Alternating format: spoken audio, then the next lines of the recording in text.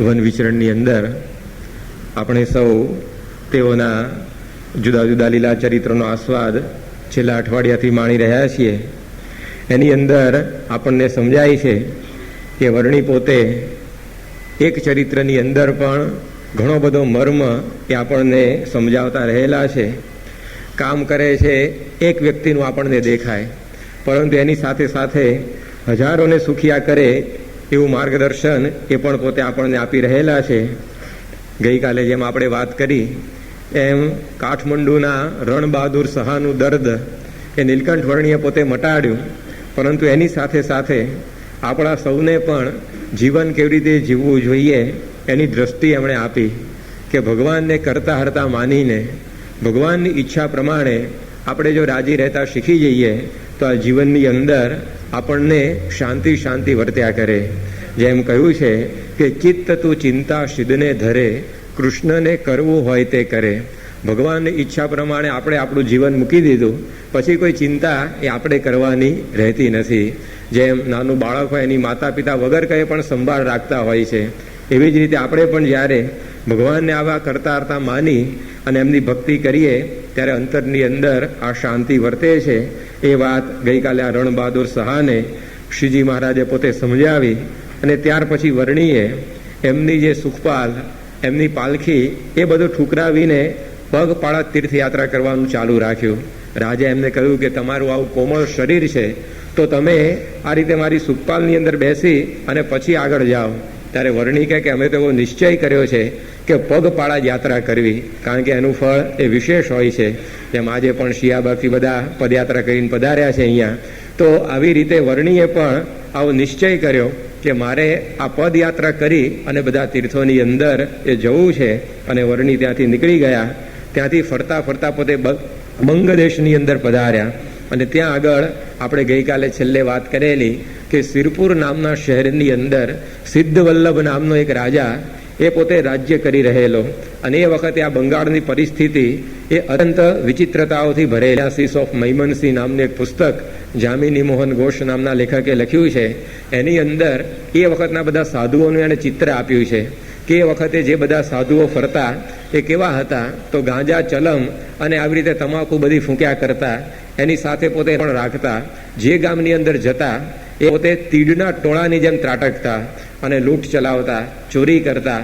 પોતાની સેવાની અંદર રહેવા માટે નાના છોકરાઓ એને પોતે ઉપાડી જતા અને આવી પ્રકારે આ ત્રાસ બધો સાધુઓએ વર્તાવેલો. એવા સમયની અંદર પૂર્વ બંગાળની અંદર આ વર્ણી પોતે પધારેલા છે. અને એ સમયમાં સિદ્ધવલ્લભ રાજા પોતે ત્યાં આગળ સિરપુર શહેરમાં રાજ્ય કરતો હતો. આ રાજા પોતે ખૂબ જ ભોળો હતો, ભાવિક હતો. એટલે કેટલાય બધા બાવાઓ એની આ ભોળપનો લાભ ઉઠાવી અને એના રાજ્યની અંદર પડ્યા પાથરા રહેતા હતા. અને રાજા પોતે એમનું બધાનું ભરણ પોષણ કર્યા કરે, કંઈ કામ ધંધો કરવાનો નહીં, એટલે બધાને ત્યાં ફાવી ગયેલું.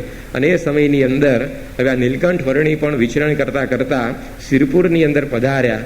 અને એમનું તપસ્વી જીવન આ રાજાએ જોયું, એમનો સંયમ જોયો, એમનું બ્રહ્મચર્ય જોયું, એમની ભક્તિ જોઈ. અને એને થયું કે સાચા સાધુ તો આજે મારા શહેરની અંદર આવ્યા છે. અત્યાર સુધી આ બધાનું હું જે પાલન પોષણ કરતો હતો એનાથી તો આ કેટલા બધા જુદા દેખાય છે. આ એકેય વસ્તુ મારી પાસે માંગતા નથી, અખંડ ભગવાનનું ભજન ભક્તિ કર્યા કરે છે. આવી પ્રકારની સાધુતા પહેલી વાર જોઈ અને એને નીલકંઠ પ્રત્યે ભાવ વધી ગયો. જ્યારે સાચા સાધુ દેખાય ને ત્યારે ખોટાની ખબર લોકોને પડતી હોય છે. યોગીજી મહારાજ એક દ્રષ્ટાંત આપતા કે એકવાર એક રાજાએ દિવાનને કહ્યું કે આપણા બગીચાની અંદર આપણે હંસ લાવીને રાખવા છે, એટલે તમે કે એનો બંદોબસ્ત કરો. હવે હંસ તો બધા માનસ સરોવર ઉપર મળે, પણ દિવાન એવો આળસુ હશે, એને એમ કે ત્યાં ક્યાં જવું લેવા માટે હંસ. એ તો બજારમાંથી 2 કાગડા લઈ આવ્યો અને પાંજરામાં પૂરી દીધા. રાજાને કહ્યું કે જો આ 2 હંસ આવી ગયા છે. રાજા કે હંસ તો ઉજળા હોય, એનો તો ધોળો વાન હોય, કાળા કેમ? રાજા અત્યારે કળિયુગ ચાલે છે એટલે અત્યારે હંસ પણ બધા કાળા થઈ ગયા છે. રાજાને થયું કે હશે કે. અને પછી એ તો બધું આવી રીતે એને ખીર ખવડાવે, પૂરીઓ ખવડાવે. અને પેલા કાગડાઓને મજા પડી ગઈ, કારણ કે માંસના લોચા ચૂંથતા હતા અત્યાર સુધી, અને એની જગ્યાએ આવું બધું સારું ભોજન મળવા માંડ્યું. એટલે એ બધા ગેલની અંદર દિવસો પસાર કરતા હતા. એવામાં સાચા હંસ એ ઉડતા ઉડતા આ રાજાના બગીચાની અંદર આવીને સવારના પોરમાં ફરવા માંડ્યા. એક જગ્યાથી બીજી જગ્યાએ જતા હશે અને આવો સરસ બગીચો જોયો તે પોતે ત્યાં આવીને ફરતા હતા. રાજા સવારે જાગીને જુએ છે તો આવી પ્રકારના પક્ષીઓ એની નજરે આવ્યા. એને થયું કે આ કોણ હશે, કોઈ દિવસ આવું પક્ષી તો આપણે હજી સુધી જોયું નથી. એટલે એની પાસે જઈને પૂછ્યું કે તમે કોણ છો? તો કે અમે હંસ છીએ. કે રહેવા દો, કે ગપ્પા ના મારો, કે હંસ તો ક્યારના મેં 2 વર્ષથી મારા ઘેર રાખ્યા છે. કે કેવા છે? એટલે કે સરસ મજાના આવી રીતે કાળા છે અને આવી પ્રકારે આખો દાડો કા કા કર્યા કરે છે અને હું તો રોજ એમને આવી રીતે ખવડાવું છું, રમાડું છું, જમાડું છું. ત્યારે હંસ કે કાગડા એ હશે, હંસ તો કોઈ દિવસ આ કાળા ના હોય. કે હંસ કે કાળા હોય. અત્યારે મારો દીવાન કહેતો હતો કે કળિયુગની અંદર હંસ બધા કાળા થતા હોય છે. ત્યારે એ હંસે કહ્યું કે સતયુગ હોય, કળિયુગ હોય, દ્વાપર હોય કે ત્રેતાયુગ હોય, હંસની જાત કંઈ બદલાય નહીં. સતયુગમાં ધોળા, ત્રેતામાં પીળા, ને પછી દ્વાપરમાં લાલ, ને કળિયુગમાં કાળા, એવું કે એનું બદલાય નહીં. એ તો એક જ કલરના રહે અને એક જ પ્રકારની એની પ્રકૃતિ રહે. અને પછી એમણે કહ્યું કે તમારા એ હંસ છે તમે જે પિંજરામાં રાખ્યા છે એને કહેજો કે મોતીનો ચારો ચરી આપે. કારણ કે હંસ હોય ને તો મોતીનો જ ચારો ચરે, બીજો કોઈ એને ચારો ફાવે નહીં. અને દૂધ એની સામે લઈ જાઓ તો દૂધ ને પાણી એ બધું છૂટું કરી આપે. આવી રીતે હંસની પરીક્ષા થાય. ત્યારે પછી રાજાને થયું કે આ વાત કરે છે તો લાવો ને આપણે પરીક્ષા તો કરીએ આપણા પિંજરામાં જે પૂર્યા છે એની. અને પછી મોતીનો ચારો જ્યારે આ કાગડાઓની સામે મૂકવામાં આવ્યો ત્યારે બધાએ મોઢું ફેરવી લીધું. કારણ કે આ મોતી તો કેમ ના ખાઈ શકાય એમનાથી. એમને થયું કે આ જો ખાઈશું તો ગળામાં હલવાઈ જશે ને મરી જઈશું. એટલે ખાધા નહીં. રાજાને પાકું થયું કે આ ખોટા હંસ છે.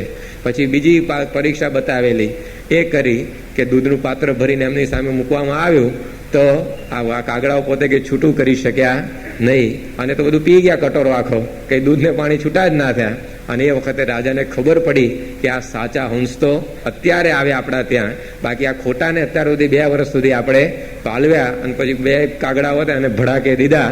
અને જે નવા હંસ આવેલા એમને એણે પોતાના બગીચાની અંદર રાખ્યા. ત્યારે આપણને ખ્યાલ આવે કે જ્યાં સુધી એવી સાચી સાધુતાનું દર્શન નથી થતું ત્યાં સુધી ખોટા બધા આ ગુરુઓની અંદર માણસો પ્રતીતિ લાવતા હોય છે. પરંતુ શ્રીજી મહારાજે આ પૃથ્વી પર પ્રગટ થઈને એવી સાચી સાધુતા પ્રગટ કરી કે જેને લીધે લોકોને ખબર પડી કે સાધુ કોને કહેવાય. એ વખતે એવા બધા બાવાઓ ફરતા કે જેને અંદર માણસોને જ પોતે એને સહન કરવાનું થાય. જ્યાં આગળ જાય ત્યાં આગળ બધી રસોઈઓ જ માગ્યા કરે. પેલાની બિચારાની સ્થિતિ ના હોય તો એ કાળી રોટી ધોળી દાળની રસોઈઓ એટલે કે દૂધપાક ને માલપુડાની રસોઈ એમને જમવા જોઈએ. ગમે તેમ કરીને પણ કે તું અમારું પૂરું કર. અને આવી રીતે ત્રાસ ફરતા હતા બધા સાધુઓ ફરતા હતા.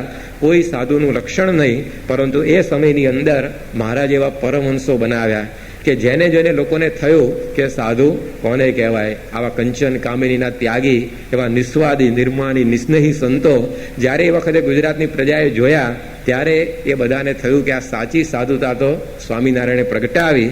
તો અહીંયા રાજાને પણ એવું જ થયું. અત્યાર સુધી જે કંઈ બધી સેવા કરતો હતો એને થયું કે આ બધી સેવા આપણી પાણીમાં ગઈ. કારણ કે સાચી સાધુતા તો આ વર્ણીમાં દેખાય છે. અને ત્યાર પછી એ વર્ણીની સેવાની અંદર એમણે પોતાનો ગોપાળદાસ નામનો એક સેવક એને ત્યાં આગળ મૂકી દીધો. રાજા પોતે વર્ણીની કથા સાંભળવા બેસે. વર્ણી પણ એમને સારો ઉપદેશ આપે. જે કંઈ વસ્તુ જોઈતી કરતી હોય તો રાજા એમને પૂછે. અને આવી રીતે એકદમ આ રાજા તો વર્ણીની સેવામાં ઓતપ્રોત થઈ ગયો. એટલે આ લોકોને લાગ્યું કે આ જો વર્ણી અહીંયા વધારે રહેશે તો આપણને આ રાજ્ય ખાલી કરવાનો વારો આવશે. કારણ કે રાજા તો પછી એનો જ થઈ જશે અને એ તો કંઈ આપણી સેવા સરભરા કરશે જ નહીં. માટે ગમે તેમ કરીને આ વર્ણીને આપણે કાઢી મૂકીએ. એટલે એ લોકો એમનો જે સેવક હતો ગોપાળદાસ, એ ગોપાળદાસ ઉપર આવી રીતે અભિચાર પ્રયોગ કર્યો. પહેલા તો નીલકંઠ ઉપર બધા મંત્ર જંત્ર બધા બોલી અને અડદના દાણાના અંતે બધું નાખ્યું કે એને આવી રીતે બેભાન કરીને મારી કાઢીએ. પરંતુ વર્ણી તો પોતે ભગવાન હતા, એમની ઉપર આ મંત્ર તંત્રની શું અસર થાય. એટલે પછી એમનો જે સેવક, એ સેવકની ઉપર આ પ્રયોગ કર્યો. અને એ જે સેવક હતા ગોપાળદાસ, એની ઉપર જ્યારે આ મંત્રેલા અડદ પડ્યા ત્યારે એ તો બિચારો મૂર્છિત થઈ ગયો અને બેભાન જેવો થઈ અને જમીન ઉપર ઢળી પડ્યો. રાજાના માણસો એ બધાએ જ્યારે આ જોયું ત્યારે બધા દોડીને ત્યાં આગળ આવી ગયા. અને પછી જે બાવાઓ હતા એમના રાજ્યમાં રહેતા એ બધાને રાજાએ વિનંતી કરી કે તમે આને ગમે તેમ કરીને બેઠો કરો. ત્યારે બાવાઓએ કહે કે તમે પેલો વર્ણી છે એને રાખો છો તમારા મહેલની અંદર, તો એને કોઈ બેઠો કરશે કે. બાવાઓને એમ કે આ વર્ણી કેમ ના બેઠા કરી શકવાના. કારણ કે આપણે જેને આવી રીતે મૂઠ મારીને બેભાન કરી નાખ્યો હોય એ આ વર્ણીથી કેમ ન ઊભો થવાનો છે. આપણે તો મંત્ર તંત્રના જાણકાર છીએ. એટલે પછી વર્ણીને ત્યાં આગળ બોલાવ્યા રાજાએ અને વાત કરી કે આ ગોપાળદાસ ઉપર કંઈક આવો અભિચાર પ્રયોગ કોકે કર્યો છે તો તમે એને મહેરબાની કરીને બેઠો કરી દો. અને એ વખતે નીલકંઠ વર્ણીએ એના શરીર ઉપર પોતાનું પ્રસાદીપૂત જળ છાંટ્યું અને આ ગોપાળદાસ તો પોતે મૂર્છાવસ્થામાંથી બહાર આવી ગયો અને પોતાનો આવો પ્રયોગ એ નિષ્ફળ જયેલો જોઈને આ બધા બાવાઓ ખૂબ જ અકળાયા. એ લોકોને થયું કે આપણા પણ આ બધા મંત્ર જંત્રના પ્રયોગો આ વર્ણી આગળ ચાલતા નથી, એટલે વધારે પોતે ક્રોધે ભરાયા અને વધારે આ વર્ણીનો પરાભવ કરવાનો પ્રયત્ન કરવા લાગ્યા. પરંતુ આ ભગવાનની આગળ એ લોકોનું કશુંય ઉપજ્યું નહીં. એમના બધા જ મંત્ર જંત્ર જે કંઈ હતા એ બધા જ વર્ણી આગળ નિષ્ફળ ગયા. ત્યારે આપણને એ પણ આ વર્ણી સમજાવે છે કે એક ભગવાનના જો આશ્રય આપણે રહીએ તો આ મંત્ર જંત્ર ભુવા જાગરિયા એ કાંઈ આપણને કરી શકતા નથી. આ ગ્રહ પનોતી વગેરે કોઈ ભગવાનના ભક્ત હોય એને નડી શકે નહીં. આપણને વર્ણી સમજાવે છે કે આશરો જે ભગવાનનો આપણા જીવનમાં દ્રઢ હોય તો કોઈ પણ પ્રકારના મંત્ર જંત્રની અંદર એ આપણે પ્રતીતિ લાવવાની જરૂર નથી. આજે ઘણીવાર આપણા જીવનમાં એવા પ્રસંગો આવે, દેહમાં રોગ આવ્યો ઉતરતો ના હોય, અથવા તો પછી ઘરની અંદર કોઈ બીજી મુશ્કેલી હોય, ત્યારે સહેજે સહેજે માણસોનું મન લલચાઈ જાય અને એ પોતે આવા દોરા ધાગા મંત્ર જંત્ર એની પાછળ પડતા હોય છે. પરંતુ નીલકંઠ વર્ણી આપણને સમજાવે છે કે ભગવાનનો જે એક આશરો રાખીને આપણે બેસીએ તો આ ગ્રહ કાંઈ વગેરે આપણને નડી શકે નહીં. હરિજનને ગ્રહો શું કરે, જો ગ્રહ બાપડા પરવશ ફરે, રવિ ભમંતો શશી કલંકિત, રાહુ ત્યાં ધડવણો વહે, કાણો શુક્રને લુલો શનિ, બૃહસ્પતિએ સ્ત્રી ખોઈ આપની, ગ્રહનો ગ્રહ હરિતે મુજ હૃદયે, તો દીન વચન કોણ વધે. આ ભક્ત આપણને સમજાવે છે કે જો ભગવાન આપણને પ્રાપ્ત થઈ ગયા હોય, ભગવાન જેની પાસે હોય એવા ગુરુ આપણને મળી ગયા હોય તો પછી આ બધાની આ ડર રાખવાની કાંઈ જ જરૂર નથી. કારણ કે એ ગ્રહો જે કંઈ છે લોકોને નડે છે એવી માન્યતા છે એ ગ્રહમાં જ કંઈ ઠેકાણું નથી કે એ બધા જે ગ્રહો છે ને એ જ પોતે આવી રીતે પોતાના ઠેકાણા આવી રીતે સાચવી શક્યા નથી. રવિ ભમંતો સૂર્ય જે છે એ તો આખો દિવસ પૂર્વથી પશ્ચિમ ને પશ્ચિમથી પૂર્વ આટા ફેરા માર્યા જ કરે છે. એ બિચારાને ઠરીને ઠામ થવાનું મળતું નથી તો આપણને કેમનો ઠરીઠામ કરી શકવાનો. પછી કહે છે કે શશી કલંકિત, એટલે કે આ જે ચંદ્ર છે એ પોતે કલંકવાળો છે, એને પણ કલંક લાગ્યું છે કે એ પણ આવી રીતે વ્યભિચારના કૌભાંડમાં સંડોવાયેલો એકવાર તો એને કલંક બેસી ગયું છે. ત્યાર પછી વાત કરી કે શુક્ર છે એ પોતે કાણો છે અને શનિની પનોતી લોકો કહે છે બેઠી, પણ એ શનિ પોતે લૂલો છે. એ શનિ લૂલો છે ને શુક્ર કાણો છે. જે ગુરુ છે બૃહસ્પતિ એ તો પોતાની સ્ત્રી નથી સાચવી શક્યો તે બીજાનું હું વાંચવવાનો. માટે આ ગ્રહની અંદર જ કોઈ ઠેકાણા નથી. તો કે ગ્રહનો ગ્રહ હરિ તે મુજ હૃદયે, એ ગ્રહના પણ ગ્રહ એવા મહારાજ આપણને મળ્યા તો પછી દીન વચન કોણ વધે. તો પછી આ દીન વચનો આપણા જીવનની અંદર એ કહેવાના રહે જ નહીં. તો આવી પ્રકારનું એક બળ આપણે આ ભગવાનની નિષ્ઠાનું રાખવું જોઈએ. તો પછી ભગવાન એ આપણી મદદની અંદર સદાય તૈયાર રહેતા હોય છે. જેમ જેતપુરના હરજી કાપડિયા હતા, એને અણઉતાર તાવ આવેલો એટલે ઘરના બધા બહુ ચિંતાની અંદર કે આ કેમ કરીને સાજા થાય. પરંતુ નિષ્ઠા હરજી કાપડિયાને એવી જબરજસ્ત કે શ્રીજી મહારાજ સિવાય કોઈ બીજો ઉપાય નહીં. જે કંઈ દવા દારૂ કરવાનો એ કર્યા કરે વૈદ હકીમો પાસે, પરંતુ આ મંત્ર જંત્ર દોરા ધાગા એ કશું જ કરે નહીં. એટલે આવી રીતે એમના ઘરવાળાઓ પછી એકવાર અકળાયા અને જ્યારે હરજી કાપડિયા સૂઈ ગયેલા ત્યારે ગામમાં કોઈક બાવ્યો આવ્યો હશે તો એ બાવાની પાસેથી મંત્રેલો દોરો લઈ આવ્યા અને બાવાને કહ્યું કે તમે આ તાવ છે એને આવી રીતે લઈ જાઓ અને આ દોરો બાંધી દો તો તમારો દીકરો જલ્દી ઊભો થાય. એટલે બાવો તો પોતે આવ્યા ત્યાં આગળ અને દોરો ખાટલાના પાયે બાંધ્યો અને પછી એ તો જતો રહ્યો. અને બન્યું એવું કે જેવો દોરો એનો બાંધવામાં આવ્યો તરત જ આ હરજી કાપડિયાનો તાવ ઉતરી ગયો. એવા એ વખત તો પ્રતીતિ આવી જાય કે નહીં કે આપણે આખો દાડો આ સ્વામિનારાયણ કર્યા કરીએ છીએ તાવ ઉતરતો નથી અને આ ખાટલાના પાયે દોરો બાંધીને તાવ કાઢી નાખે છે, તરત આપણને પ્રતીતિ આવી જાય. પરંતુ હરજી કાપડિયાને જ્યારે પોતે જાગ્યા ત્યારે બધાએ કહ્યું કે જુઓ આપણે આ દોરો કર્યો તો આ તમારો તાવ ગયો. હરજી કાપડિયાને ધક્કો લાગ્યો કે તમે મારી નિષ્ઠા અભડાઈ નાખી, કે મહારાજનો આશરો મેં આવો દ્રઢ કરીને રાખેલો એની અંદર તમે આવી રીતે આ કલંક લગાડ્યું અને દોરો એમણે ખેંચી કાઢ્યો પાયેથી. અને કહ્યું કે કઈ જગ્યાએ બાવો ગયો, કે એ તો કે આ બાજુ ઉત્તરાદી કોટ જતો હતો, તરત પાછળ દોડ્યા હરજી કાપડિયા અને પકડી પાડે બાવાને સીમની અંદર અને એને કહ્યું કે લે તારવા દોરો પાછો અને મારો તાવ તું મને પાછો આપી દે. કે ઉતારે તાવ તો મારો સ્વામિનારાયણ આવીને ઉતારે, પણ તારો ઉતારેલો તાવ મારે જોઈએ નહીં. પાછો આવી રીતે દોરો આપી દીધો અને બન્યું શું, તાવ પાછો ચઢોય ખરો. હવે આ વખત તો પ્રતીતિ આવી જ જાય કે આ મહારાજ તો કાંઈ તાવ ઉતારવા નથી આવતા, આ બાવો તાવ ઉતારે ચઢાવે છે કે ભગવાન તો આ લાગે આપણને. પણ હરજી કાપડિયાની નિષ્ઠા ફરી નહીં. એ પોતે ઘેર ખાટલામાં ગોદડું ઓઢી ઊંઘીને સૂઈ ગયા.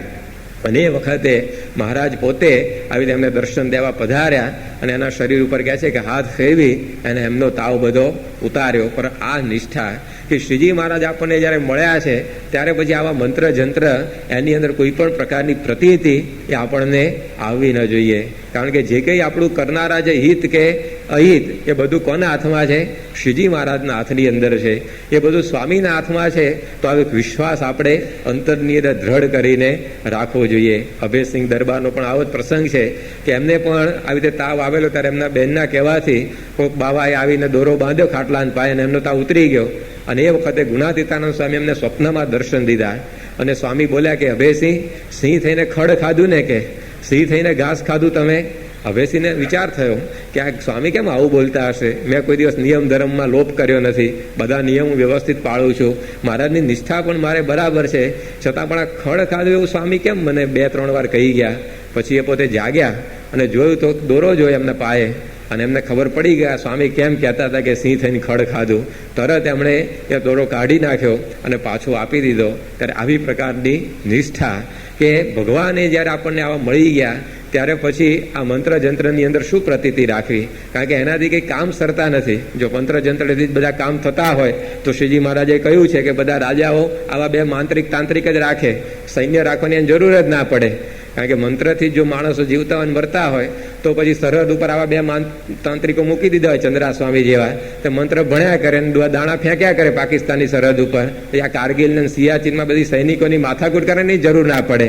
કેટલો બધો આપણો ખર્ચો બચી જાય. આખી ડિફેન્સ મિનિસ્ટ્રી કાઢી નાખવી પડે ભારત સરકારને. પરંતુ એવું કંઈ થતું નથી મંત્ર તંત્રથી કામ. એ તો ભગવાન જે ધારે એ બધું થતું હોય છે. મંત્રથી જો બધા તાવ ઉતરતા હોય તો પછી ડોક્ટરોને કરવાનું શું રહેતા દુનિયાની અંદર? હોસ્પિટલો દવાખાના બધું બંધ કરી દેવું પડે. પણ એવું કંઈ થતું નથી. કોઈક વારે તો કાગનું બેસવું, ડાળનું પડવું એના જેવું થઈ જાય. એને લીધે કંઈ એનાથી જ આ બધું થયું એવું કહેવાય નહીં. કાગડો ડાળ ઉપર બેસે ને ડાળ પડે તેવું કંઈ કહેવાય કે કાગડો બેઠો એટલે ડાળ પડી ગઈ? એ તો પડવાની થઈ હોય તો પડે, કંઈ કાગડાને બેસવાથી પડતી નથી હોતી. એમ આવા મંત્ર જંત્ર દોરા તાવીજથી કંઈ આ શરીર આપણા ચાલતા નથી. એ તો ભગવાન એનું ચલાવનારા છે. ત્યારે એવો વિશ્વાસ એ મહારાજ કે આપણે આપણા જીવનની અંદર રાખો. અહીંયા બાવો બધા ઘણા બધા પ્રયોગો કરે છે, પરંતુ જો આ ભગવાનને કશું થતું નથી તો એના આશ્રય જો આપણે બેસીએ તો આપણને પણ એનાથી એ પોતે રક્ષા કરે. જેમ ગઢડાના ખીમા સુથાર હતા, એને આવી નિષ્ઠા શ્રીજી મહારાજની. તો એકવાર એ પોતે ભાવનગરથી વહાણમાં બેસી અને સુરત વેપાર માટે જઈ રહેલા. હવે કોણ જાણે એના એ જ વહાણની અંદર એક ભૂવો પણ આવીને મુસાફરી કરતો હતો અને ભૂવાએ આવો તિલક ચાંદલાવાળો સત્સંગી જોયો અને એનો ગુસ્સો એકદમ આવી રીતે ઉછળી આવ્યો. એને થયું કે આ ટીલવાએ જ આપણું બધું બગાડ્યું છે. આપણા પેટ ઉપર પાટા મારનારા કોણ છે? આ સ્વામિનારાયણ. એ કોઈને માનતા નથી, આ ભૂવા જાગર્યા વગેરે. આજે કે આ ખરો લાગમાં આવ્યો છે. એને હવે આવી રીતે એવા મારા મંત્રના તંત્રમાં ફસાવું, અહીંયાથી કૂદીનો છો કે દરિયામાં પડીને ભાગવાનો છે? એટલે પાસે આવીને વાત કરી કે ચાલ કે આ તારી કંઠી કાઢી નાખ અને આ મારો દોરો બાંધી લે. પેલો કે ભાઈ આ ગળાની અંદર કંઠી સિવાય બીજું કંઈ પોસાય એવું છે નહીં. પેલો કે જો આ મંત્ર આડત જોયા, હવે 2 મૂઠ મારીશ ને ઊંધો પડી જઈશ, કે તારો બધો ધંધો પાણી જે કહે છે બધું ખેદાન મેદાન થઈ જશે, બીરા છોકરા રખડી પડશે. અને આ બધો ડારો દીધો. પણ આ ખીમો સુતાર તો સ્વામિનારાયણ માળા ફેરવતા બેસ્યા ત્યાં આગળ. એમણે કંઈ આવી રીતે જવાબ આપ્યા નહીં, કોઈ બીજો ઉશ્કેરાટે વ્યક્ત કર્યો નહીં. અને એને જોઈને આને વધારે ગુસ્સો આવ્યો. અને પછી તો પોતાની પાસે જે કંઈ બસે રડદ લઈને આવેલો એ બધા આવી રીતે ઓમ રીમ ફ્રીમ કરીને ફેંકવા માંડવાની ઉપર મંત્રો બોલીને. પરંતુ આ ખીમા સુતાર તો શાંતિથી મહારાજનું ભજન કર્યા કરે. અને એમ કરતાં કરતાં આખો દરિયાનો માર્ગ પૂરો થયો અને સુરત બંદર દેખાયું. તો આને કંઈ થયું નહીં. આના અડદ બધા ખાલી થઈ ગયા, આખી થેલી ખાલી થઈ ગઈ. પરંતુ આ ખીમા સુથાર ટસના મસ થયા નહીં.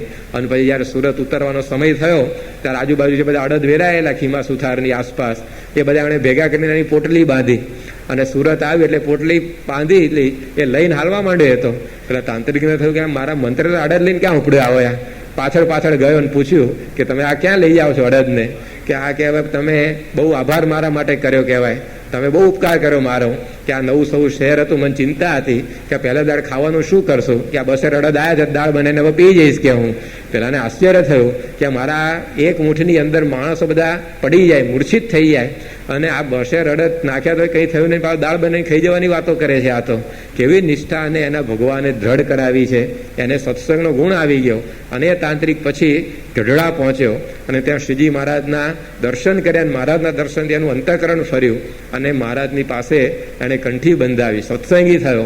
અને એટલું નહીં, આગળ જતા મહારાજના હાથે એણે દીક્ષા પણ લઈ લીધી અને શૂન્યાતીતાનંદ સ્વામી એવું નામ મહારાજે એમનું પાડતની અંદર રામપુરામાં જે જૂનું મંદિર છે ને એ બંધાવેલું. ત્યારે આપણને ખ્યાલ આવે કે આ કેવી પ્રકારની ભગવાનની નિષ્ઠા, કે આવા તાંત્રિકોને પણ પરમહંસની અંદર એ લાવી દે. આવી પ્રકારના હરિભક્તે શ્રીજી મહારાજે તૈયાર કરેલા. એ વખતે આ બહુ કઠણ કામ હતું કે બધાને આ મંત્ર જંત્ર વહેમ અંધશ્રદ્ધામાંથી કાઢીને ભગવાનના વિશ્વાસે મૂકવા એ બહુ કઠણ હતું.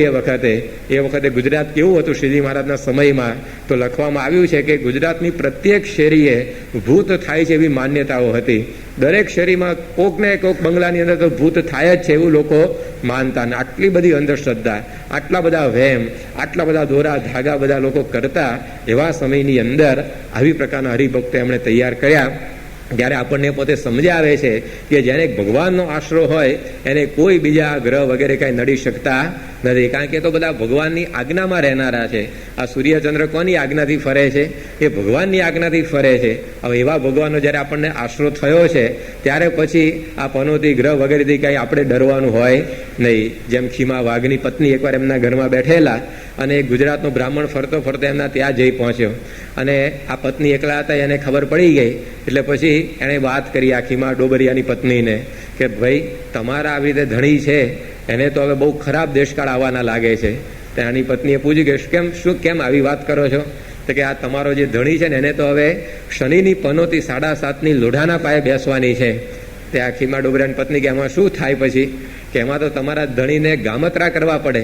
એ ગામો ગામ ભટકે ને ત્યાર માંડ દાણા ભેગો થાય અને આટલું બધું કષ્ટ એને સહન કરવાનું હવે આવવાનું છે કે આવી બધી પનોતી શનિની બેસશે. તો એની પત્ની કે એમાં પછી શું કરો ને એનાથી મુક્ત થવા? કે તમારે આટલા હોમ કરાવવા પડે, આટલા હવન કરાવવા પડે, આવો મારો દોરો બાંધવો પડે, આટલી શનિની વીંટી કરાવવી પડે. આ બધું જો તમે મને કરી આપો તો હમણાં હું આ પનોતી ભગાડી આપું કે એને ગામત્રા બધા જ મટી જાય.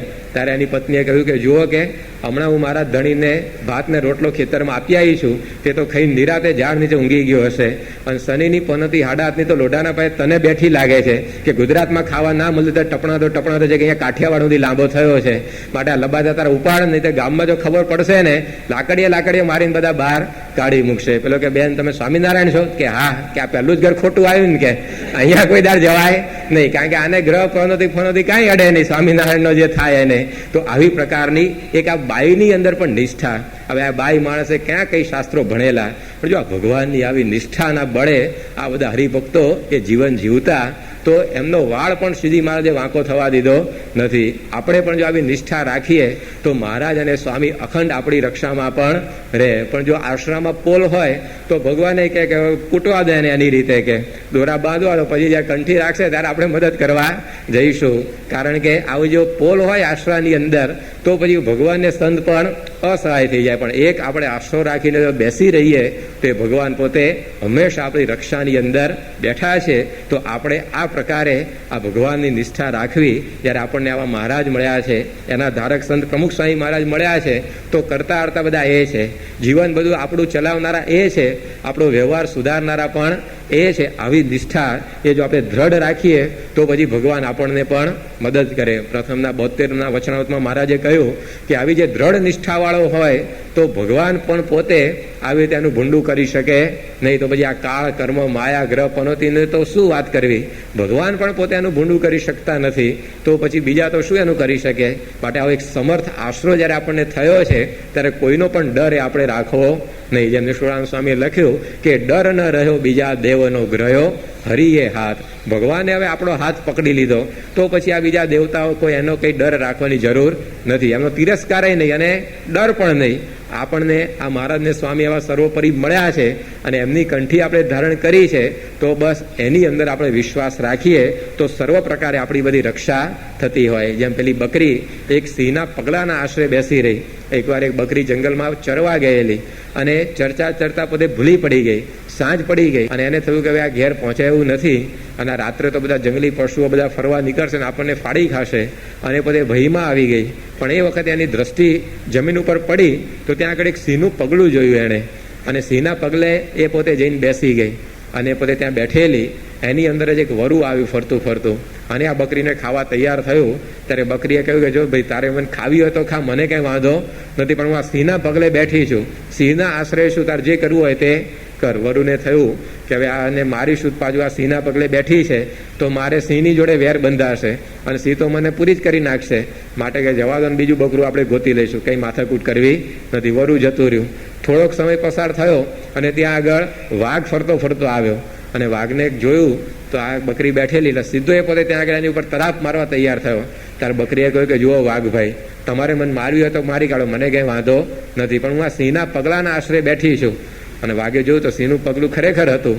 એને થયું કે હવે આને હું મારીશ તો વળી પાછું મારે સિંહના સાથે વેર થશે, કારણ કે આ તો સિંહ એની ચોકીની અંદર રહ્યો છે, એના પગલે આ બેઠી છે, માટે જવા દો કે આપણે કોઈક બીજો શિકાર ગોતી લઈશું. સિંહ આ વાઘ પણ એમને એમ જતો રહ્યો. અને એમ કરતાં કરતાં સમય પસાર થયો ને તો ખરેખર સિંહ ફરતો ફરતો ત્યાં આવી ગયો. હવે આને શું કહેવું? આ તો પોતે ખાવા માટે તૈયાર થઈ ગયો બકરીને. ત્યારે બકરીએ કહ્યું કે જુઓ કે હું તો છે ને આ તમારા પગલાના આશરે અત્યાર સુધી બેઠેલી, મને વાઘ આવ્યા, વરુ આવ્યા મારવા, પણ એ તમારું પગલું જોઈને જતા રહ્યા. હું તમારા આશરે બેઠી છું, હવે તમારે જે કરવું હોય તે કરો. સિંહ રાજી થઈ ગયો. સિંહને થયું કે બકરીને મારા પગલાનો પણ વિશ્વાસ, હું તો મૂર્તિમાં નહોતો જ નહીં, પણ મારા પગલાની અંદર પણ એને આટલો બધો વિશ્વાસ હતો. એને કહ્યું કે ચાલો કાંઈ વાંધો નહીં. હાથીને બોલાવ્યો. સિંહ તો જંગલનો રાજા, એટલે હાથી તો તરત એનો આજ્ઞા થઈ એટલે હાજર થઈ ગયો. અને હાથીને કહ્યું તું બેસી જા, કે બકરીને કહ્યું તું એની ઉપર બેસી જા. અને પછી હાથીને એડ્રેસ આપ્યું બકરીનું કે હવે એના ઘેર તમે એને પહોંચાડી આવો. અને હાથી ઉપર બેઠી બેઠી બકરી એના ઘેર પહોંચી. એ બધા લીલા પાંદડા જે ઝાડના ઉગ્યા હોય કૂંપણો એ ખાતી ખાતી આમ તેમ નજર ફેરવતી આમ હાથી ઉપર બેસીને ઘેર પોતે પહોંચી. ત્યારે ઘરવાળા આશ્ચર્યમાં પામી ગયા કે હાથીની સવારી ઉપર તો આપણા કુટુંબમાં જ્ઞાતિમાં પહેલી બેઠી હશે, કે અત્યાર સુધી હાથી ઉપર બકરી ચડી એવું જોયું નથી. તો અજા સિંહ પ્રસાદેન આરૂઢા ગજ મસ્તકે, સિંહની કૃપા થઈ ગઈ તો બધા ભયથી રક્ષા તો થઈ, પણ વળી પાછી હાથીની સવારી પણ કરવા મળી ગઈ. એમ આવા બળવાનનો આશરો જ્યારે આપણને થયો છે શ્રીજી મહારાજનો અને પ્રમુખ સ્વામીનો, તો એના આશરે બેસી રહીશું તો આ કાળ કર્મ માયા કે કોઈ આપણા આવી રીતે બગાડવા સમર્થ થતા નથી. એ બધા જ દૂરથી પગે લાગીને જતા રહે કે ભાઈ આ તો મહારાજ ને સ્વામી ના આશરે જ, હાલો આપણું અહીંયા કામ નથી, બીજા ઘણા છે દોરાવાળા, ત્યાં જઈએ. અને એમ કરીને બધા દૂરથી જ વિદાય થઈ જાય. તો આવી પ્રકારની આ નિષ્ઠાની વાત એ વર્ણી આપણને સમજાવે છે. તો આપણા જીવનની અંદર પણ આવો આશરો એ આપણે દ્રઢ રાખવો.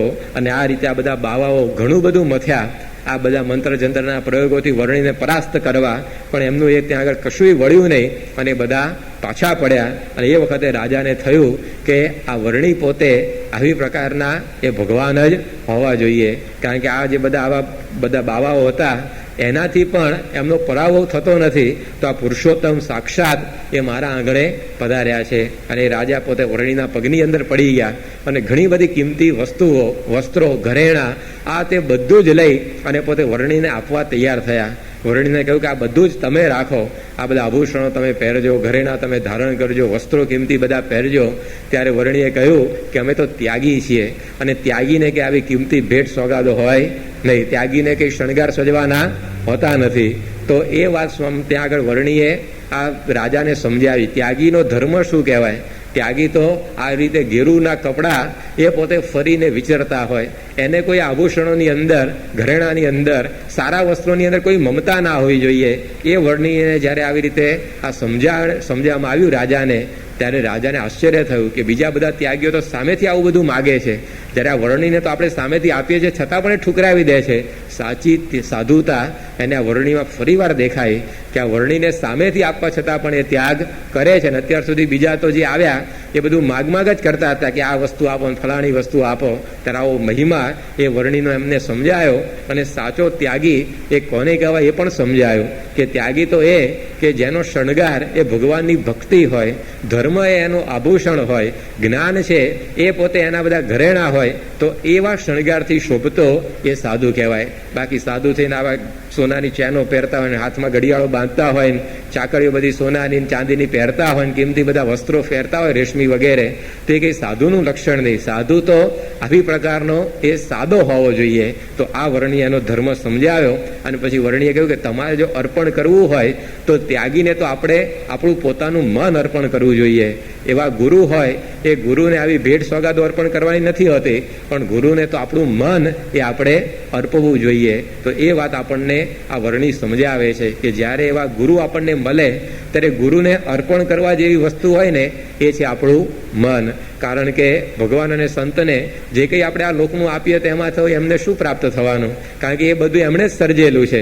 હવે એનું જ એને આપવાની અંદર એ કંઈ રાજી ના થાય. પરંતુ આપણું મન અર્પીએ તે મનની અંદર જે બધો મેલ છે કાઢીને એમાં ભગવાન પોતે પ્રગટ કરી દે. સંસ્કૃતના જેમ એક શ્લોકમાં લખ્યું છે કે રત્ના કરસ્તવ ગૃહમ ગૃહિણી ચ પદ્મા કિમ દેયમ ભવતે જગદીશ્વરાય રાધા ગૃહિત મનસે અમનસે ચ તુભ્યમ દત્તમ નિજ મન સ્તદિદમ ગૃહાણ. ભગવાન આ ભક્તને વિનંતી કરે છે કે ભગવાન હું તમને શું આપું? કારણ કે તમારું ઘર કયું છે? સમુદ્ર, રત્નોથી ભરેલો સમુદ્ર એ તો તમારું ઘર છે. કારણ કે વિષ્ણુ ભગવાન એ શેષ નારાયણ ઉપર જે પઢેલા છે તો એ રત્નોથી ભરેલા સમુદ્રના અંદર તો તમે રહો છો. તો હવે તમારી પાસે તો કેટલા બધા રત્નો છે. તો હું જે કંઈ તમને આપીશ સોનું ચાંદી વગેરે તો એ તો તમારી પાસે જ એની આગળ કંઈ બહુ મોટું ના કહેવાય, અલ્પ કહેવાય. માટે એ પણ તમને આપી શકાય એવું નથી. વળી ગૃહિણી ચ પદ્મા, વળી લક્ષ્મી તો તમારી પત્ની છે. હવે હું લક્ષ્મી પણ આપું તમને, પણ એ તો તમારા ઘરમાં જ પહેલેથી આવીને બેઠી છે. તો એ પણ કંઈ તમને આપી શકાય એવું નથી. રત્ના કરસ્તવ ગૃહિણી ચ પદ્મા કિમ દેયમ ભવતે જગદીશ્વરાય. હે ભગવાન, તમને મારે શું આપવું? આ લોકનું તો બધું જ તમે આપેલું છે અને બધું જ તમારી પાસે અનંત ગણું છે. પરંતુ એમણે કહ્યું એ ભક્તે કે ભગવાન મને ખબર છે કે રાધા ગૃહિત મનસે અમનસે ચ તુભ્યમ, કે તમારું મન છે ને એ તમારા ઉત્તમ ભક્ત એ રાધા ચોરી ગયા છે. એટલે તમે મન વગરના બની ગયા છો. હું તમને મારું મન આપી દઉં છું, મારું મન તમે રાખજો. તો ભગવાન અને સંતને આપણે આપણું મન સોંપવાનું હોય છે. બાકી આ લોકના પદાર્થોની તેમને કંઈ ઈચ્છા જ નથી. આજે સ્વામી આગળ આવીને તમે પદાર્થોના ઢગલા કરો, પણ એમને તો કાંઈ ભોગવવાની ઈચ્છા રહી જ નથી. એ કાંઈ આવી રીતે એની અંદર લોભા એવા નથી. પરંતુ એવા સંતને આપણે આપણું મન અર્પણ કરી દેવાનું. અને મન અર્પણ કરવાનું એટલે શું? કે એવું શું મગજ ખોલીને કાઢીને અર્પણ કરાય છે? પરંતુ મન અર્પણ કરવું એટલે એમના વિચાર પ્રમાણે આપણા મનની અંદર બધા વિચારો આવે તો એ મનને અર્પણ કર્યું કહેવાય. આપણને જોવાનો વિચાર થાય કંઈક, પણ એ શું જોવું? તો કે સ્વામીનો જે વિચાર એ પ્રમાણે આપણે જોવાનું. સ્વામી આપણને જે જોવાનું કહેતા હોય એ જોવાનું. આપણને ખાવાનો વિચાર આવે, પણ શું જમવાનું? તો સ્વામીની જે આજ્ઞા છે એ પ્રમાણે જમવાનું. આપણને ફરવા જવાનો વિચાર આવે, પણ ક્યાં ફરવા જવાનું? તો સ્વામીએ જે રીતે આજ્ઞાઓ કરી છે ત્યાં આગળ આપણે નિયમમાં રહીને ફરવું. તો આ રીતે આપણા મનના વિચારો એ આપણા ગુરુના વિચારો પ્રમાણે કરીએ ત્યારે પછી મન અર્પણ કર્યું કહેવાય. સ્વામીશ્રીએ એકવાર વાત કરેલી કે યોગીજી મહારાજના વિચારથી મારો વિચાર ક્યારે પણ જુદો પડ્યો નથી. તો આ જો મન અર્પણ કરીને પોતે ફરે છે. યોગીજી મહારાજ અને શાસ્ત્રીજી મહારાજને એમણે પોતાનું મન એ સંપૂર્ણ અર્પણ કરી દીધેલું છે. ત્યારે આપણે પણ આ વર્ણી સમજાવે છે કે ગુરુને રાજી કરવા હોય તો એ કંઈ આવી ભેટ સોગાદો અર્પણ કરવાથી રાજી થતા નથી. એ આપણી સેવા અંગીકાર કરતા હોય છે કે જેથી આપણે વૃદ્ધિ પામ્યા સત્સંગની અંદર. પરંતુ ખરેખર જો અર્પવાનું હોય એ તો છે આ મનનું અર્પણ વિધિ. એ જો અર્પણ કરીએ તો પછી આ ભગવાનને સંત રાજી થઈ જાય. એની આજ્ઞા પ્રમાણે આપણા મનને વાળીએ તે પોતે કૃપા દ્રષ્ટિ આપણી ઉપર કરતા હોય છે. જેમ ગુણાતીતાનંદ સ્વામીએ પોતાનું મન એ શ્રીજી મહારાજની અંદર હોમી દીધું. મહારાજે જેમ કહ્યું એમ પદે તૈયાર થઈ ગયા. જ્યારે જુનાગઢ સંતો મૂકવાના હતા ત્યારે ત્યાં કોઈ જવા તૈયાર ના થાય. કારણ કે ગીરનું પથ્થરિયું પાણી, અને એ જો આવી રીતે પચ્યું તો પચ્યું, નહીં તો હાથ પગ દોરડીને પેટ ગાગર જેવું કરી નાખે. વળી ત્યાં આગળ કોઈ ખાવા પીવાના ઠેકાણા નહીં. પથ્થર વડે મંદિરનો પથ્થર ભાંગવો પડે. જ્યારે પથ્થર બધા મંદિરમાં ચડાવવાના હોય તો પેલી કરવત કે વેરણ્યું એવું કાંઈ જ નહીં. એ પથ્થરને અફાડીને પથ્થરને તોડવાનો. આવી પ્રકારની કારની બધી વિકટ પરિસ્થિતિ. હવે ત્યાં કોણ જવા તૈયાર થાય? પણ તે વખતે ગુણાતીતાનંદ સ્વામી એ પોતે ઊભા થયા કે મહારાજ તમારી જો આજ્ઞા હોય તો અમે જઈએ. જો આ મન અર્પણ કરી દીધેલું કે જેમ આવી રીતે મહારાજ કેમ આપણે રહેવું છે. ભગતજી મહારાજે કેવું મન ગુણાતીતાનંદ સ્વામીને અર્પણ કરી દીધું. તો જેમ ભગતજીનો આવી રીતે દેહ ક્યારે વળ્યો? ગુણાતીતની જેમ જીભ વળે એમ ભગતજીનો દેહ વળે. સ્વામી કે આમ કરો એટલે ભગતજી તૈયાર થઈ જાય. સ્વામી કે આ કરો એટલે ભગતજી એમાં તૈયાર. કોઈ નહીં. જે પ્રમાણે સ્વામીએ કહ્યું એ પ્રમાણે એમણે કર્યું. કૂતરા ખસેડ્યા, પછી વાળંદની ક્રિયા કરી, દરજીની ક્રિયા કરી, હવેલીના ગિરનારને દોડી એટલી બધી ગઈ કે સ્વામી ઠાલજી એમ સ્વામીને આખી સભાની અંદર બેઠ બધી પણ કહે છે નહીં પડવું. કોઈ સ્વામી આવી આગળ સંશય ગિરનાર સભા તો અમારા કર્યું છે પોતાના શાસ્ત્રી 40 તમે શાસ્ત્રને કહેવું નથી પડ્યું કે જોગી આગળજી આવી પામી પડે. પછી મહારાજે આપણે મુશ્કેલ કે આપણે આજે નહીં આજ્ઞા નહીં આપણને નહીં આવો કરી છે પૂજા કરવાનું કે આપણું સભા સગાવાળાને કર્યું કહેવાય. ભગવાનને ભલે સંભાળે હજુ તો એમના પાસે એનું દુઃખ તો કે ક્યાં પણ જણાવો કરી આપણે આ છે તો આપે 10 છે 3-4 ચરાવવાના રૂપિયા તો કોઈ આપતું નથી આ જમાનામાં, અને એમાં શેઠ 3 રૂપિયા આપે છે તો શું કરવા ન લેવા. એટલે એને તો વાત કબૂલ રાખી, અને આ બાજુ શેઠ પોતે રાત્રે ડેલો ખુલ્લો રાખી, સહેજ આમ ખાલી આંગળીઓ માર્યો, તાળું બાળું કઈ મારી એટલે આમ ધક્કો વાગે કોઈ ખોલી શકે, અને આ રીતે બધી વ્યવસ્થા કરીને સૂઈ ગયા. અને રાત્રે 10 વાગે પેલો આવ્યો, અને જે ભેંસ હતી ફળિયાની અંદર બાંધેલી એને છોડીને તો લઈ ગયો ચરાવવા માટે. અને આ બાજુ સવારે 4 વાગે શેઠાણી ડોબું દોવા ઊભા થયા, અને ફળિયામાં જોયું તો ખીલો ખાલી મળે, ઢોર તો ત્યાં હતું જ નહીં. એટલે આફડા ફાફડા પાછા અંદર ગયા, શેઠને ઉઠાડે કે હું આવી રીતે સૂઈ રહ્યા છો, કે આપણી કે ભેંસ કોઈક ચોરી ગયું.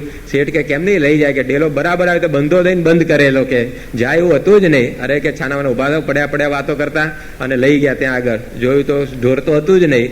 શેઠે ખરેખરો પાછો કર્યો ત્યાં આગળ, કારણ કે આ ભેંસ આપણે આખા પંથકમાં આવી નથી નહીં, તું વાત કરતી હતી અને એ જતી રહી, કે બહુ ખોટું થયું. પણ હવે કે એક કામ કરીએ, કે હવે જો એ પાછી આવે તો તું માનતી નથી. શેઠાણીએ વિચાર કર્યો કે આ ચોર લઈ જાય કે પાછી બાંધવા તો લઈ ના જાય, એ તો લઈ કાયમ લઈ જ જવાનો છે ને, હવે ક્યાં પાછી આવવાની, માનતા માનો જવાનું છે. એટલે એને કહ્યું સારું ત્યારે કાંઈ વાંધો નહીં, આવે તો આપણે આપી દઈશું મંદિરમાં. અને પછી એ તો ઉદાસ છે, બધા ઘરકામની અંદર પરોવાઈ ગયા. પછી બધું ઘરનું કામ પૂરું થયું એટલે કપડાં ધોવા માટે એ ગામની ભાગોળે તળાવ હતું ત્યાં આગળ જવા નીકળ્યા. અને આ બાજુ ઘર ખાલી પડ્યું એટલે પેલો ભરવાડ આવીને વળી પાછો ખીલે ઢોર બાંધી ગયો. કપડાં ધોઈને શેઠાણી ઘેર આવ્યા, અને જોયું તો ભેંસ તો આમ કૂણું કૂણું ઘાસ ચરતી હતી એમના ઘરની અંદર, અને રાજી થઈ ગયા. અને એમણે જઈને શેઠને બોલાવીને સમાચાર આપ્યા કે એટલે કે આપણી ભેંસ આવી ગઈ છે આ ઘરની અંદર પાછી. શેઠ પોતે દોડતા દોડતા ઘેર આવ્યા, સીધી સાંકળ ખેંચી ખીલામાંથી, અને કહ્યું કે હલો, કે હું ત્યારે ગઢડા જઈ આવું, કે આપણે માનતા માનેલી ને કે આ ભેંસ આવે પાછી તો ગઢડા આપવી, એટલે હું આપવા જાઉં છું. ત્યારે શેઠાણી કે પણ 11 વાગ્યા છે, હવે ગઢડા તમે હલતા હાલતા જાઓ તો ખાવા ભેગા ક્યારે થશે, માટે કલાકની વાર છે 12 વાગવામાં, તો હું તમને રસોઈ બનાવી આપું, તમે જમી કરીને શાંતિથી જાઓ, એટલે કંઈ ચિંતા નહીં. શેઠને વિચાર થયો કે હું આ કલાક રોકાઈશ, અને એમાં આની જો પાછી બુદ્ધિ ફરશે ને તો આપવા જવા નહીં દે. એના કરતા હાલો અત્યારે ભૂખ્યા પણ ત્યાં મહારાજની સેવા તો થઈ જાય આપણાથી. અને અર્પણ પોતે કરી દીધી. ત્યારે જો આ મન મહારાજને અર્પણ કરેલું, પોતાની પત્નીની સાથે રહેતા હતા પણ મન અર્પણ કોને કરેલું? શ્રીજી મહારાજને. પછી એ ભેંસ અર્પણ કરીને પાછા રહ્યા તો શેઠાણીની સાથે, કે આમ જા હવે તમારે રહેવું નથી ભેગા, મહારાજની સેવામાં આડા આવો છો ને એવું કંઈ કર્યું નહીં ધમાલ. પરંતુ જ્યારે પસંદગી કરવાની આવી ત્યારે એ પોતાનું મન જો આ શ્રીજી મહારાજને અર્પણ કરેલું આપણને દેખાયું. એમ આપણે પણ આ સત્સંગ કરીએ છીએ તો જ્યારે સત્સંગ અને સ્વામી અને આ વ્યવહારની પસંદગી આવે ત્યારે જો આપણું પલ્લું સ્વામી બાજુ ઢળે તો સમજવું કે મન એમને અર્પણ કર્યું છે. સભાનો ટાઈમ થયો હોય અને સરસ મજાની ટીવી સિરિયલ ચાલતી હોય એ વખતે, તો એ વખતે ભાઈ ખબર પડે કે હવે મન કોને અર્પણ કર્યું છે, ટીવીની સિરિયલને અર્પણ કર્યું છે કે સ્વામી બાપાને આપણે અર્પણ કર્યું છે. એ વખતે આ પરીક્ષા આપણી થઈ જાય. જ્યારે આવી પ્રકારે આપણે અહીંયા સેવામાં આવવાનું હોય કંઈક પ્રસંગે, અને એ જ વખતે આમ એવી રસાકસી ભરી મેચ આવે ઇન્ડિયન પાકિસ્તાનની, તરત ખબર પડી જાય કે મન કોને અર્પણ કર્યું છે, તેંડુલકરને કે પછી પ્રમુખ સ્વામી મહારાજને. હવે એ વખતે આપણી પરીક્ષાઓ બધી થાય. આમ તો બધો સત્સંગ કરીએ છીએ, બહુ વાંધો આવે નહીં, પણ આવા પ્રસંગે ખબર પડે કે મન આપણે કોને અર્પણ કર્યા છે. ત્યારે આવું મન અર્પણ કરવાનું એ વર્ણિયા રાજાને સમજ્યા આવે છે. કારણ કે આવા સાધુને મન અર્પણ કરવાની અંદર ફાયદો જ છે. ભગવાન અને સંતને જ્યારે આપણે મન અર્પણ કરીએ ને, મનના બધા મેલ કાઢીને એ પોતે આપણા મનની અંદર ભગવાન ભરી દે. એવા શુભ સંકલ્પોથી આપણું મન એ પોતે સભર કરી દેતા હોય છે. અંતરની અંદર સુખ વર્તે એવી સમજણ એ પોતે આપણા મનની અંદર મૂકી દે તો એ ભગવાનને સંતને મન અર્પણ કરવામાં ફાયદો છે. કારણ કે રિપેરિંગ કરી આપે બધું જ. એની અંદર જે કંઈ કાટમાળ ચડી ગયો ને બધો, કે જેને લઈને આપણને આ બધા દુઃખ થાય છે, આ દુઃખ શેના છે? સ્વામીએ કહ્યું વાતમાં કે દેહના દુઃખ બહુ થોડા છે અને મનના દુઃખ ઝાઝા છે. આપણને આપણા જીવનની અંદર દેહના દુઃખ તો બહુ થોડા આવે છે, પણ મનના દુઃખ એટલા બધા આપણને હેરાન કર્યા કરે છે. તે મન સ્વામીને પણ કરી દઈએ તો બધું એ પોતે એને સાફ કરી અને આપણને અખંડ સુખિયા કરી નાખે.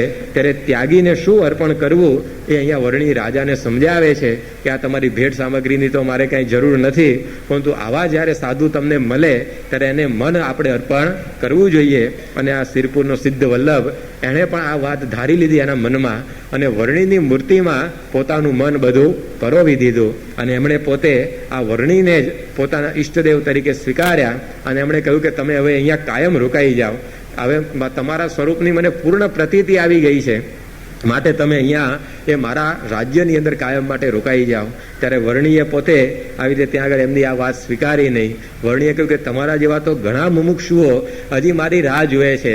ઘણા બધા મુમુક્ષુઓ હજી તો આવી રીતે સાચો માર્ગ આવી રીતે પામ્યા વિના આ બધા અસાધુઓની અંદર ભટક્યા કરે છે. એ બધાને મારે ઉગારવાના છે. અને એમ કરીને વર્ણી એ પોતે ત્યાંથી નીકળે છે અને એટલું પોતે રાજાને કહે છે કે આ મૂર્તિની અંદર તમારી વૃત્તિ જોડેલી રાખજો તો તમારું કલ્યાણ થશે. અને આ રીતે રાજાને પણ આવો સદુપદેશ આપ્યો, સંત અસંતની વ્યક્તિ સમજાવી, સાથે સાથે એવા ગુરુ પ્રાપ્ત થાય ત્યારે શું કરવું એ પણ એ વર્ણીએ પોતે સમજાવ્યું અને પોતે ત્યાંથી વિદાય થયા. આ સિદ્ધ વલ્લભે જીવા ત્યાં સુધી આ મહારાજની મૂર્તિનું ભજન કર્યું હશે તો પછીનો એમનો જન્મ એ એમને બોટાદની અંદર એ શિવલાલ શેઠ તરીકે પ્રાપ્ત થયો. અને ગુણાતીતાનંદ સ્વામીના એવા અનન્ય સત્સંગી પોતે બન્યા. બંગ દેશમાંથી બોટાદની અંદર પોતે આવી ગયા અને આ સત્સંગનો એમને આવો યોગ પ્રાપ્ત થયો અને એવા નિષ્ઠાવાન સત્સંગી એ પોતે બનેલા, જેના ઘણા બધા પ્રસંગો એ આપણે જાણીએ છીએ કે એમને એવો સંયમ, એમની એવી ભક્તિ, એમને એવો કથા વાર્તાનો ઈશક, એ બધું એમના જીવનની અંદર આવા પૂર્વજન્મના સંસ્કારને લીધે એ બધું ઉદય થઈ ગયું. ગુણાતીતાનંદ સ્વામી એમને ભેટી ગયા અને આવી પ્રકારે એ આદર્શ સત્સંગી એ આપણા સંપ્રદાયની અંદર થયા. ત્યારે ભગવાન અને સંતનો આવો જો અલ્પ સંબંધ થયો હોય ને એ પણ ક્યારેય એળે જતો નથી. સ્વામી એમની વાતોમાં લખ્યું છે કે ભગવાન અને આવા ગુણાતીત સંત જે ઝાડના છાંયે બેસે એ ઝાડનું પણ કલ્યાણ થાય, જે આવી રીતે ઝાડનું ફળ ફૂલ જમે એનું પણ કલ્યાણ થઈ જાય, જે પશુનું આવી રીતે દૂધ એ પોતે અંગીકાર કરે એની પણ સદગતિ થતી હોય. કલ્યાણ થાય એટલે કે એને બીજો જન્મ આવો સત્સંગમાં પ્રાપ્ત થાય અને એ સત્સંગ કરીને અંતે એ ભગવાન અક્ષરધામની અંદર પહોંચી જાય. ત્યારે આ ભગવાનનો અને સંતનો સંબંધ એ થોડોક સમય પણ જો આપણને થઈ જાય ને તો પણ એની અંદર અંતે આપણું આવું ઘણું બધું શ્રેય થતું હોય છે. જેમ આગળ વાત આવશે કે વેંકટાદ્રીની અંદર આવી રીતે ત્યાં આગળ જે કદાચ બધા વન પર્વતો છે એમાં રતો બસ્યો નામને ખવીસ એ નીલકંઠ વર્ણીને ભેગો થઈ ગયો. તે રતો બસ્યો પણ એનો એ ખવીસનો જે પડી ગયો ત્યાર પછી એ સત્સંગની અંદર પોતે જન્મ ધારણ કરી અને